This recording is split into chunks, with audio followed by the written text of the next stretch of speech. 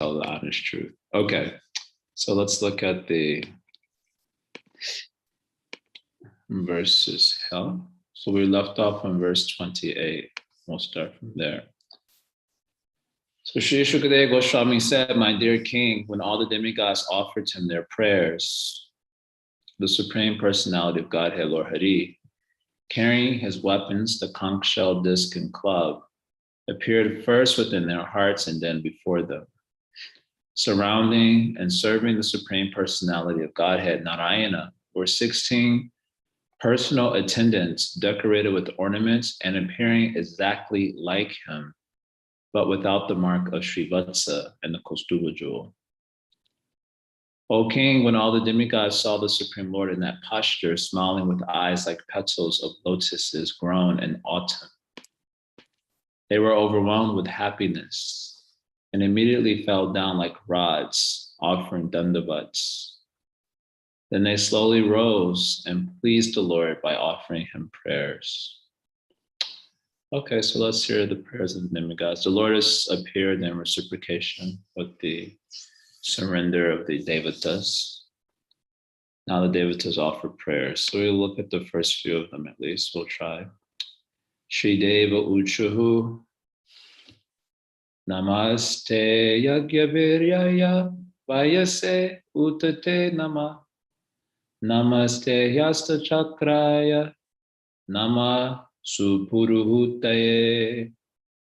Translation: O Supreme Personality of Godhead, you are competent to give the results of sacrifice, and you are also the time factor that destroys all such results in due course. You are the one who releases the chakra to kill the demons. O Lord, who possess many varieties of names, we offer our respectful obeisances unto you. Namaste Yagaviryaya Vayase Utate Namah. So Krishna is the one who gives the result of yagya, Yagaviryaya. And he is also, in his form of time, the person who removes the results of yagya. Vayase Uta. The devatas have performed some yagya. Generally understood that the relationship between heaven and earth is yagya. That's what we hear in Bhagavad Gita. The relationship between heaven and earth is the yagya. That is, yagya is the currency between heaven and earth. Yagya is also the currency between the material and spiritual worlds. Krishna himself says in Bhagavad Gita that the imperishable reality, that is the spiritual world, or himself, he is called as Akshara. Akshara means imperishable. So the imperishable reality, he himself, the spiritual world, Brahman, all of this is Akshara, is situated in acts of yagya. He says this thing in chapter 3 also. So yagya is the currency between heaven and earth, but it's also the currency between the material and spiritual worlds. And therefore, later in chapter 18, Bhagavad Gita, Krishna says that even for the enlightened, they can never give up yagya, tapasya, and is it charity? I think that's the other one. These three things are never to be given up, even by the enlightened souls, because yagya is required also for attaining spirit. So the devatas, they have done, who is the yagya purusha? So that is Krishna. Bhoktayam yagya tapasam. Sarva Loka Maheshwanam Suridam Sarvabhutanam. So Krishna is the enjoyer of the yagya. He's the yagya purusha. So they're saying this, we have done some yagya. Now here, the context of this verse is that we've done some yagya to get Swarga Loka. And that's why we've done the yagya. We want Swarga Loka. So you are the person who can give that result, yagya viryaya. You can give that result of our desire, which is Swarga Loka. Of course, you are the one who ends the results of that also. Vayase utate nama. So basically, they're saying that we want Swargaloka. That's what they're saying here. Namaste hasta chakraya. We offer our obeisances to he who releases the chakra, hasta chakraya. Krishna releases the disc to kill the demons. So hey, there are one demon right here, Vitrusura. So you release your chakra on him also. Our obeisances to that Lord who releases his chakra to kill the demons.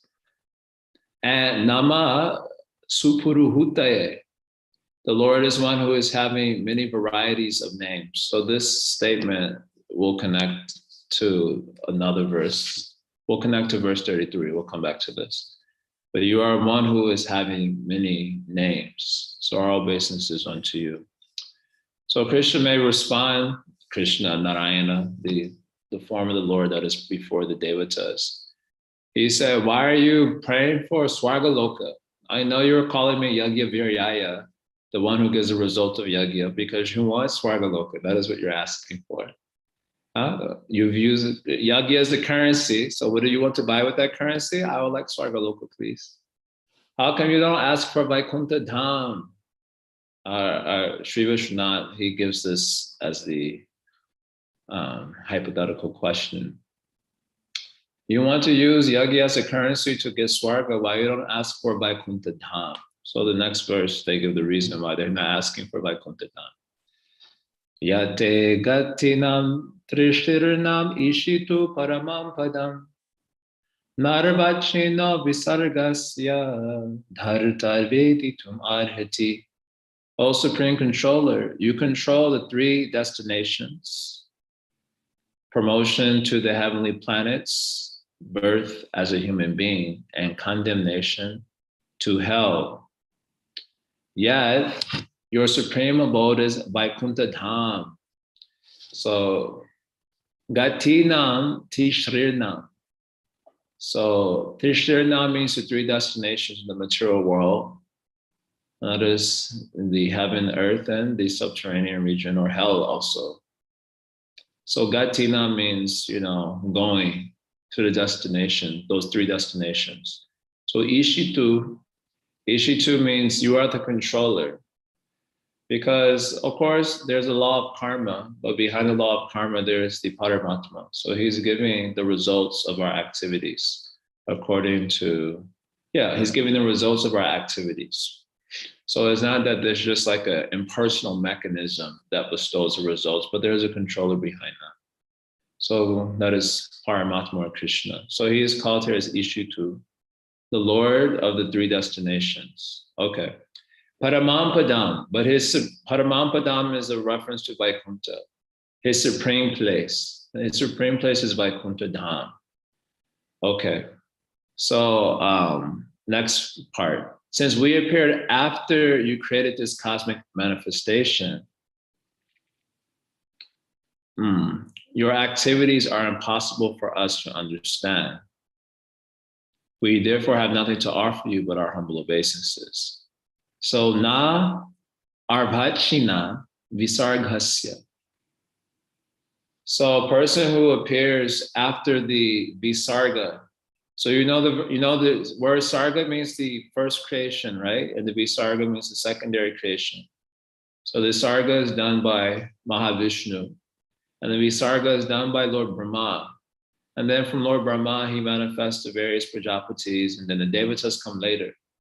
So persons who appear after the visarga, so that is all of us. We appear after the visarga. We weren't there at the time of the first creation. We weren't even there at the time of the beginning of the secondary creation. We appear much later. So persons who appear after the visarga, he says, Nad hartur veditum arati. They are not able to understand Vaikuntha Dham, right? Vaikuntha Dham existed before the sarga and existed before, naturally, the visarga. So how can we have attraction to that place? That's what the Devatas are basically saying. The hypothetical question is, why you are praying for heaven when you should be praying for Vaikuntha Dham?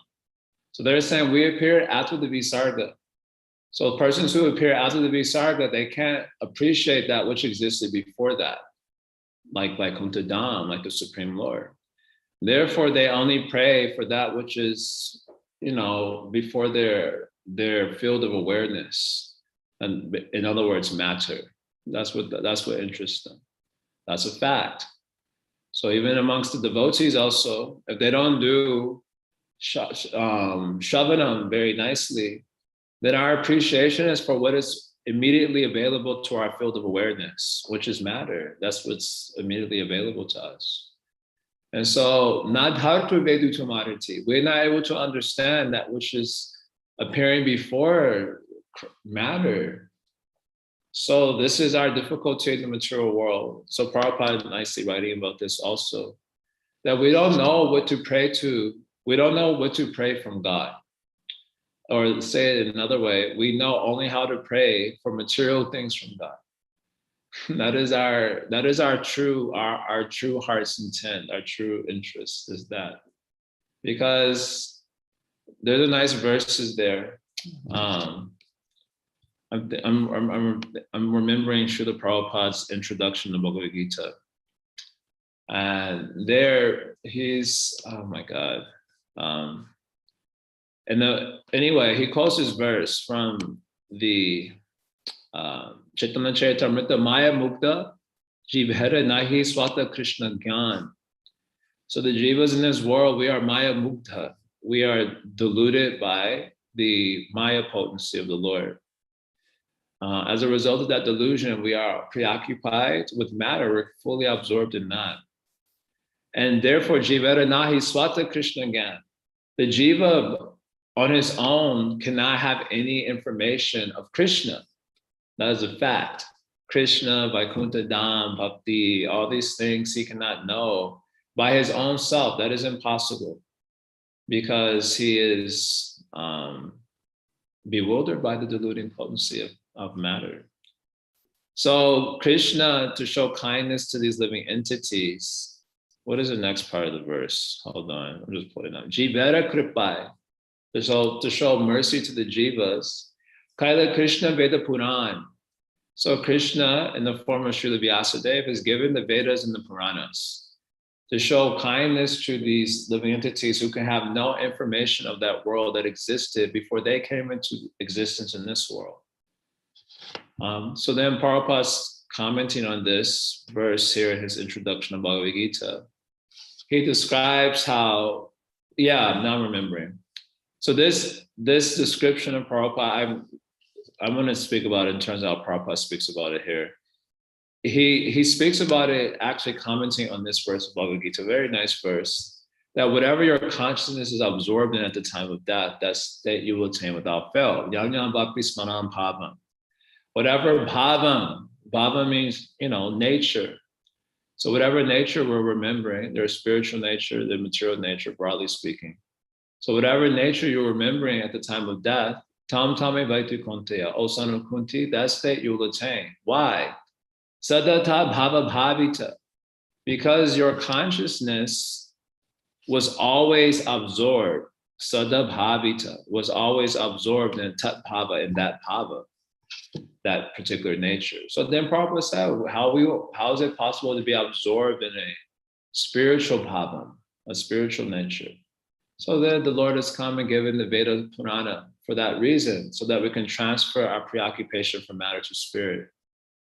But if we fail to take advantage of those literatures so that our preoccupation is more with spirit than with matter, then naturally we are preoccupied with whatever is in the immediate field of awareness. So that means, our joys and sorrows as given to us by Prakriti or matter or Maya or whatever you want to say. So then when you pray to God, we pray for only those things. We not pray for other things. So this is our difficulty in the material world, that we have no interest in the spirit because we don't really know what is spirit. That's what the Devatas are saying. We don't really know what is spirit. We're not really able to understand spirit because we appeared after the Visarga. So we're not able to understand and we don't appreciate that. Therefore, we're using the currency of yagya to ask for swarga. We're not asking for other things. So many sadhakas, we are more or less like this also, not able to understand the spirit. So we ask for the material things. No one can be blamed for that, of course. That is our situation. For those who are interested in the sadhana of pure bhakti, then we have, if we're to give ourselves a fighting chance, then we have to become, you have to do a lot of shravanam basically about the spiritual subject matter, like Krishna. And then only you can start praying for the spiritual things like Siddha Deha, Prema, Krishna Prema, and all the things that actually pertain to the goal of Krishna consciousness. Otherwise, like the Devatas, we will use the currency of yagya, even Sankirtan yagya, that is the main yagya of this age.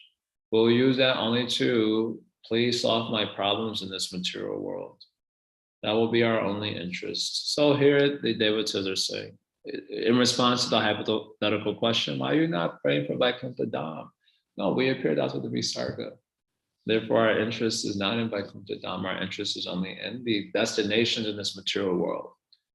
And specifically for us, we're interested in Swarga. So if you can help us get that, that would be great. So that is, Jayan prayer is very nice. All right, next verse is not even a verse. It's like this prose, Sanskrit prose. It's a lot of interesting phrases here.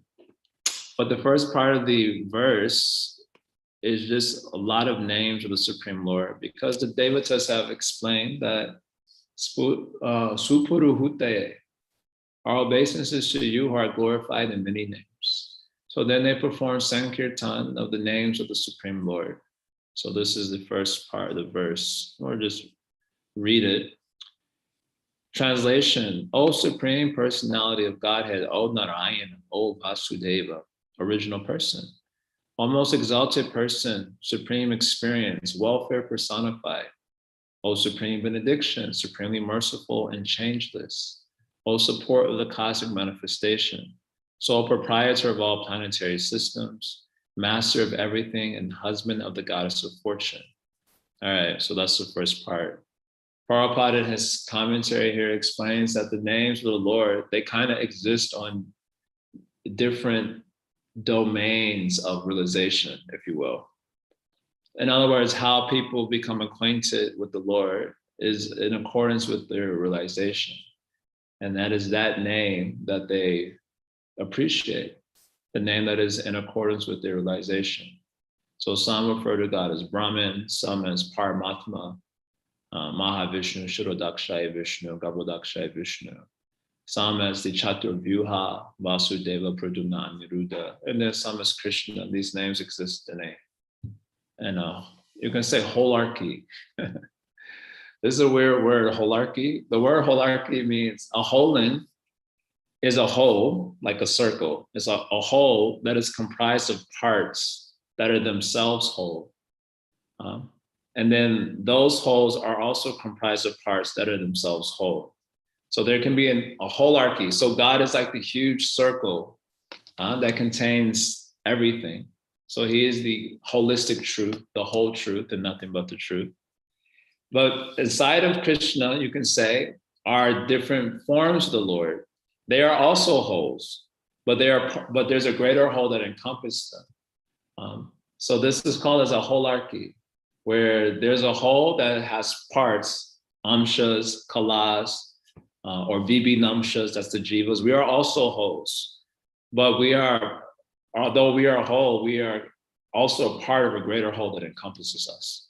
So therefore reality, there's a holarchy in reality. There's a holarchy in reality. It's like hierarchy, but holarchy, a weird word. I forget who came up with this word. I remember it's also used somewhere, and the commentary of Babaji in the Sandarbhas we read like a year and a half ago, but I recently encountered it in another book I was reading about science. So it's an interesting word. Anyway, so the names of the Lord also exist in a holarchy. The names of the Lord exist in a holarchy, and according to the completion of your realization, then you are acquainted with a certain name of the Lord that you appreciate. A lot of the names of the Lord here that the Devatas are praying to relate to this material world, because that is where their interest lies. So that makes sense. Thakur Bhaktivinoda also, just remembering this, is in his Harinam Chintamani, one of his last books before leaving this world. He mentions that the names of the Lord are primary and secondary. So the secondary names of God are the names that pertain to this world. Like, Jagat, Guru, and Paramatma, Ishvara, Sarvaloka, Maheshvara, etc. These are secondary names of the Lord that pertain to this world. These are the names that most of the religious people of the world are preoccupied with. They're interested in God Almighty, right? The God Almighty who can provide things for them. And then the primary names of the Lord, according to Thakur Bhaktivinoda, are the names that pertain to the Lord's leelas in the spiritual world. The leelas of love. And so those who want to participate in those leelas of love, then they chant the names of the Lord, primary names of the Lord, which will allow them to develop prema and thus enter into the leela of love. So anyway, Prabhupada gives a comment like that in the beginning. Okay, so having glorified the different names of the Lord, then they say this thing, which is very interesting. Your lordship is realized by the topmost sannyasis who wander about the world to preach Krishna consciousness, fully absorbed in samadhi through bhakti yoga. So this is this particular phrase here. Paramahamsa parivrajakai paramenatma yoga samadhina paribhavita parisputa paramahamsa dharmeno udghatita tam. Okay, before we go that far, we'll just start with this phrase here. Paramahamsa parivrajakai. So the parivrajakai means the sannyas ashram.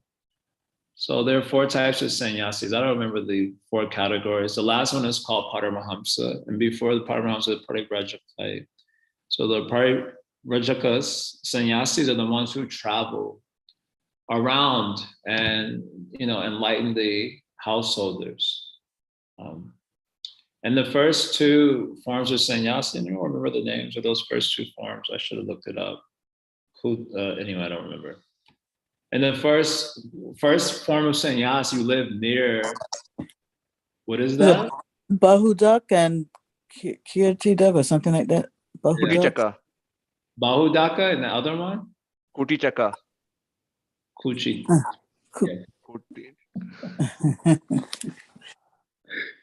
So these first forms of sannyas, the sannyasin lives near the family. In the first form, he lives near the family. In the second form, he lives a little bit far away, but he lives in the village. And the family, he still has some acquaintance with the family. But at the Parivrajaka stage, the sannyasin leaves the village and he begins traveling around. So that is like the sannyas that we normally think of in our ISKCON movement, those who are moving around and they give enlightenment to the householders. And then the Paramahamsas are supposed to be the fully enlightened sannyasis. So anyway, Paramahamsa Parivrajaka, so these types of living entities, they are Paramena Atma Yoga Samadhina. So they have entered samadhi. Samadhi means I like to think of samadhi as a phrase that I've been using a lot, and I'll probably continue to use a lot this year, is the sort of inner chambers of consciousness, right? The private chambers of consciousness. Yesterday, I was saying that all of us have to learn how to sit with God in the privacy of consciousness. That is just another way of saying samadhi, actually. So everyone has to learn the art of entering to samadhi, the privacy of consciousness. And there you sit with God. And according to your approach, you can have God, and you can sit with your lover or your friend or your parent, of course, your master, depending on what you want, and your devotional service. But in any case, samadhi means that, the privacy of one's consciousness. So Atma Yoga, Paramena Atma Yoga, the supreme Atma Yoga. So naturally, our commentators said this means Bhakti Yoga. They've entered into samadhi by bhakti, because you can enter into samadhi by yoga also, like Ashtanga Yoga, for example, some technique by which you can enter into that samadhi. So according to what informs your samadhi, the type of reality that is self-revealed in the privacy of consciousness is accordingly. So if you enter into samadhi through yoga practice, what is self-revealed in that chamber, if you will, is consciousness itself. That is the purpose of Ashtanga Yoga. You get a realization of consciousness, basically. But if you enter into samadhi through bhakti yoga, then another reality is self-revealed, like the sun rising in the morning time. That is the image of self-revelation, a reality that reveals itself and can't be revealed by other powers. So the power of our individual consciousness cannot reveal God. That is not possible. But by our little bit of power that we got, we can walk into the inner chamber of consciousness. That's possible for us. So everyone's got to do that work. As Prabhupada said, work now, samadhi later. A phrase that was often used as a cudgel against any devotee asking any deeper questions in Krishna consciousness. Prabhupada said, work now, samadhi later. And Ayendra Prabhu used to say, but what work and how much later? You know, how much later does later have to be before later can be considered later enough? Later to the point of non-attainment. He would speak like this very strongly. So what work? The work, we have to learn the work of entering into the privacy of our own consciousness so that we can encounter reality, at least our own soul for beginners. And of course, for devotees to encounter a higher reality, which we'll have to wait for. The self-revelation of Bhagavan there. So Paramena Atma Yoga Samadhina. So our commentators take this to be the, how you say, Bhakti Yoga. Paramena Atma Yoga means Bhakti Yoga. They've entered into Samadhi by Bhakti Yoga. So in that chamber, reality can self-reveal to them as Bhagavan. The form of the Lord that they cherish in their heart. This verse, this little statement here, I just thought it was interesting. So anyway, let me finish a phrase before I go on and explain this. So in that chamber of consciousness, paribhavita parishputa, the Supreme Lord is parishputa, like fully, completely manifest. Pari, and like the word pari means like on all sides or complete. The reality is completely manifest, and paribhavita, completely entering or infused by those who have done the Paramahamsa Dharma. So that again is a phrase to Bhakti Yoga. Udghatita tama kapata dvare chitte. This is a very cool phrase. The chitte means the heart. Kaparta dvare refers to the door in the heart. What type of door? Tama. The door of ignorance is there. So one has to cross the threshold, if you will, or the door of ignorance. Udghatita means to, like Prabhupada translated as push open, or we say push through. It was also, I saw one commentary translated as unlocked. There's a door of ignorance separating us from the experience of God. As I mentioned yesterday, referencing Damodar Maharaj, that the separation from God is not in distance, it's in terms of consciousness. And there's this door of ignorance blocking us. So these Paramahansa Parivrajaka, these type of people, they have kicked open or pushed through the door of ignorance in their own heart through Paramahamsa Dharma, through the Dharma of Bhakti Yoga, because we hear that from Srimad Bhagavatam. Vyasa saw that in his Samadhi, Anartha Upashamam Saksha Bhakti Yoga Adokshaja, that they can remove their Anartha, which is due to Maya Shakti, by direct Bhakti Yoga to Krishna. So Paramahamsa Dharma is taken to be Bhakti Yoga here. They've pushed through the door of ignorance through Bhakti Yoga, and the Lord has become fully manifest in that chamber of Samadhi. Here, apavrita atmaloke. So apavrita means without the covering. Atmaloke refers to the spirit reality, the spiritual world, Vaikuntha Dham. Swayam upalabdhanija sukhanubhavobhava. The Supreme Lord manifests there, or self-manifests there, for those who have pushed through the door of ignorance through Bhakti Yoga and entered the Samadhi.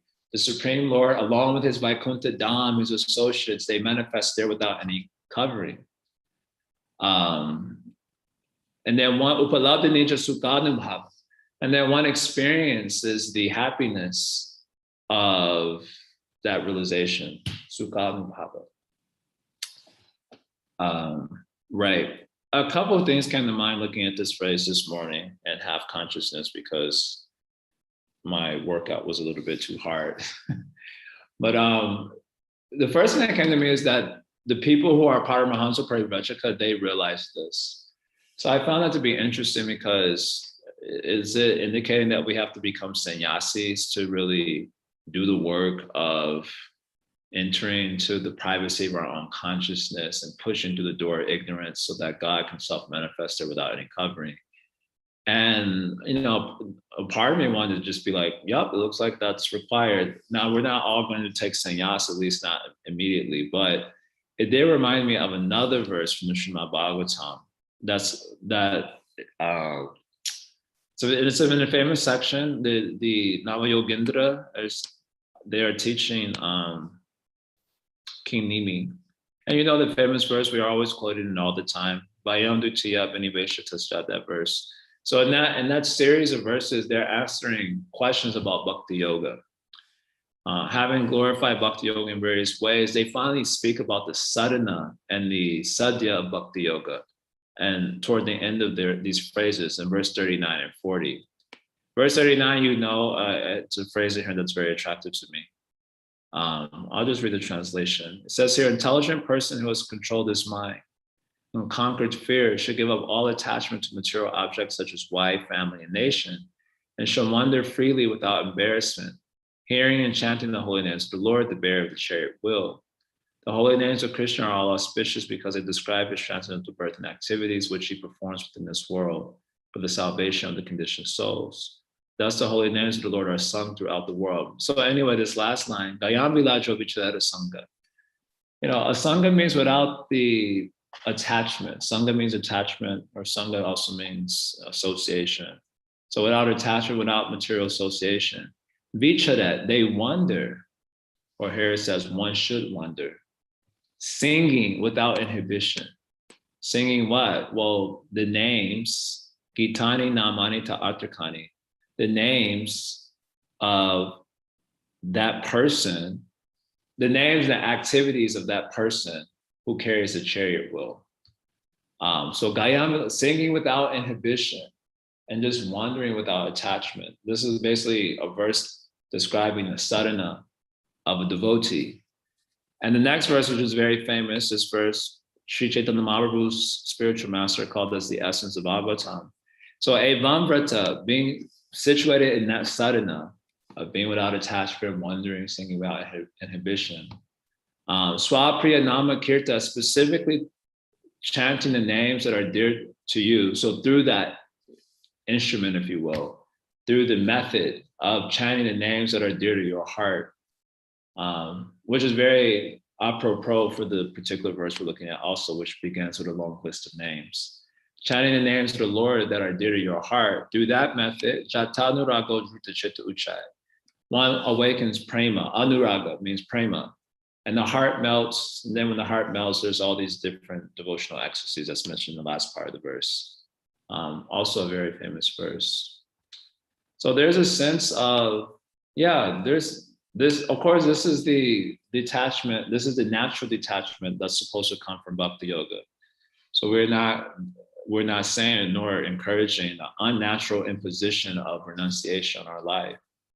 But if we're doing this Paramahamsa Dharma and we push through the doors of ignorance in the heart, then there comes a natural sort of, I'm going to say another way of thinking about it, perhaps more practical way, it's not at all practical, but more practical way, is those who really feel that their shelter, dependence is the Supreme Lord. So I'm also taking Paramahamsa Parivrajaka to mean like a surrender, someone who's actually surrendered and who feels that their God is my maintainer. Isn't that the Angi? The Sharanagati, there are 6 principles of Sharanagati. And the 6 principles of Sharanagati, there's the Ankshi and the Anksha, or the Angi and the Anga. Angi means like the root Anga, And the Angis means those are under that one. So out of the 6 principles, I think understanding the Lord is my maintainer is considered like the Angi of Sharanagati. And the other ones are like the Angas. So there's the heart of Sharanagati is this, God is my maintainer, he will protect. And you live your life like that. This is called Paramahansa Parivrajaka, because if you're traveling around like that, there's a very practical dependence on God that is necessary. Of course, modern sannyas, I don't know about modern sannyas, but at least traditional sannyas, if you're just walking around in the forest and dangerous cities and, you don't even know where your meal's going to come from, throughout the day. There's a very practical just dependence on God. So somehow entering into that space, that allows us to do the Paramahamsa Dharma, Bhakti, because Bhakti Yoga means Sharanagati plus the Anga. Therefore, in Bhakti Sandarbha, you also see that when Jiva Goswami discusses the Angas of Bhakti, he first discusses Sharanagati and Sadhu Sangha. Because doing the Angas of Bhakti means there should be Sharanagati plus Sadhu Sangha plus the Anga. So when we say Shravanam means Sadhu Sangha plus Sharanagati. When we say Kirtanam means Sharanagati plus Sadhu Sangha, etc. For all the Angas is basically that is required. So those who do Sharanagati plus Bhakti Yoga in the form of the various Angas and then push through the door of ignorance, enter into Samadhi, then God will manifest there. So there's a sense that this is our work now, Samadhi later. So this is supposed to be the work of a devotee. We becoming reconciled to the truth. What is the truth? The truth is God really is the maintainer of everyone. That's the truth. It's a truth that is hard to believe because of the influence of false ego. It's a truth that we tend to disbelieve, if not philosophically, then psychologically.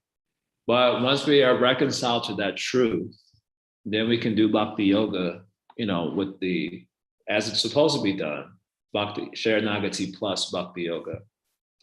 Push through the doors of ignorance, enter into the privacy of consciousness, and then meet our lover or our friend or our mother, our father, whoever God is for you, the God that you pray to, then he'll come there in that space. And then Abhavrita Atmaloke, he'll come there with others without the covering, and you'll experience the happiness of that realization. So this is a very nice verse. This is why Narayana, when he responds, he's going to say these statements are so nice. The Devatas themselves also thought that their statements were so nice that they said, let us clarify. We want Svargaloka. Don't think we want Prema. We don't want Prema. I know our prayers sound like we want Prema, but we don't want Prema. We want Svarga, just to be clear. So it's the future phrases that are coming up there are also very nice. So Krishna himself is very touched by the prayers. And this one is also very nice.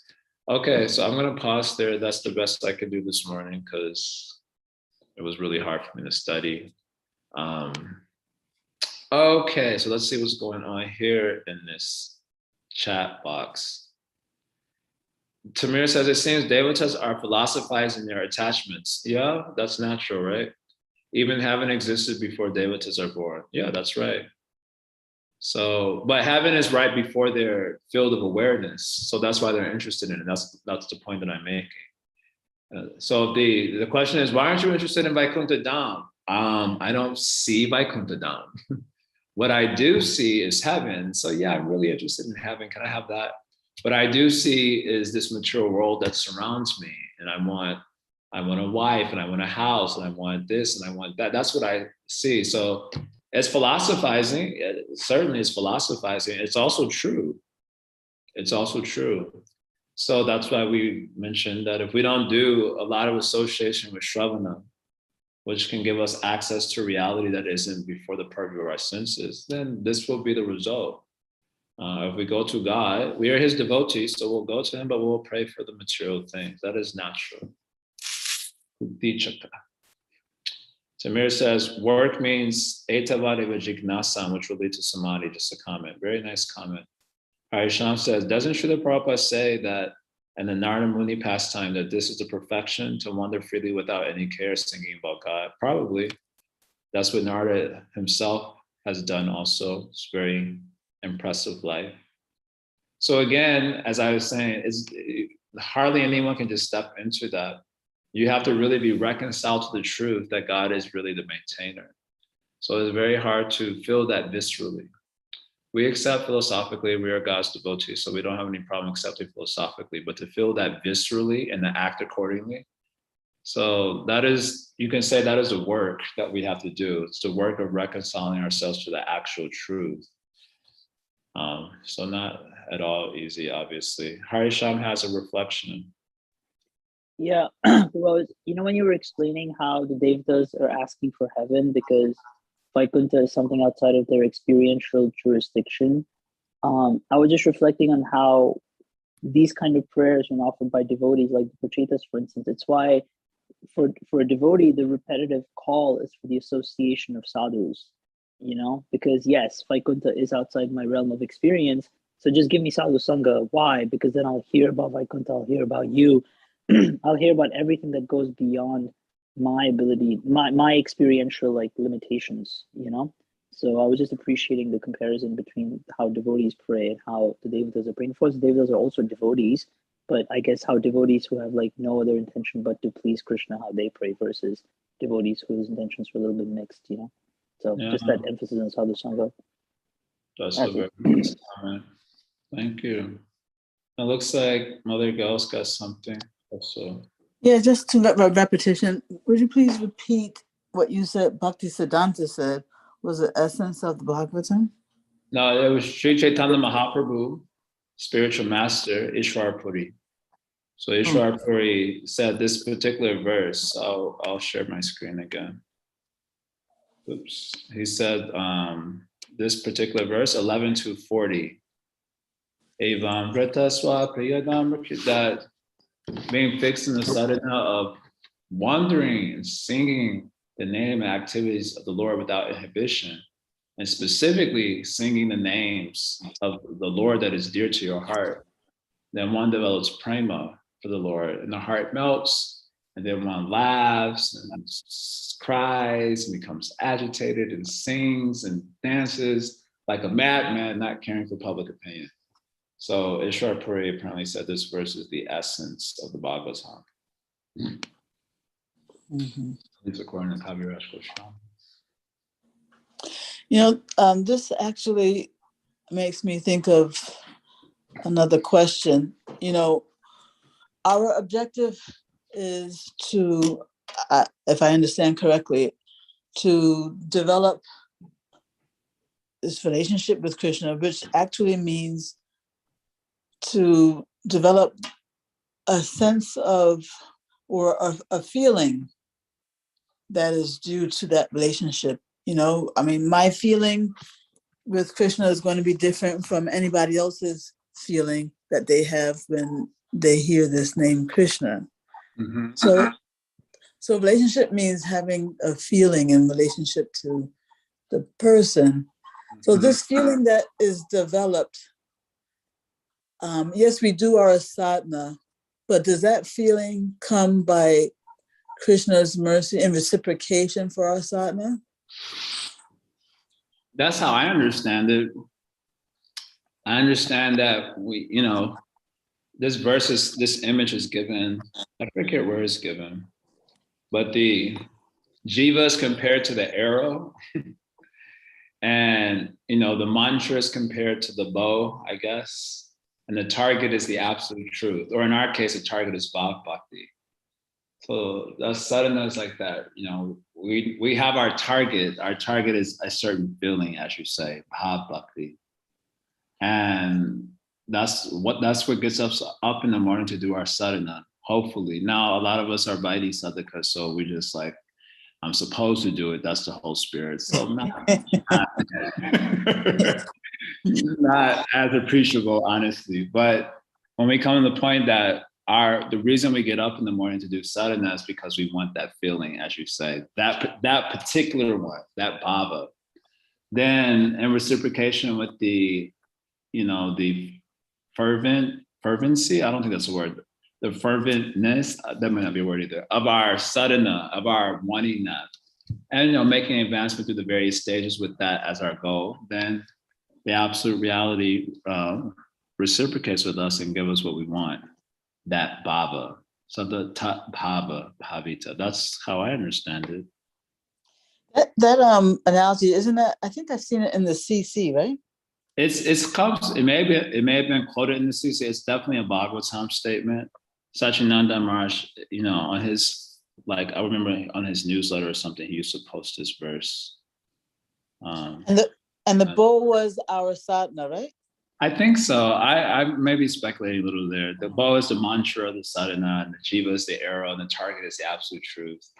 Mm-hmm. So it's a good image. Thank you. Looks like Siddha has something.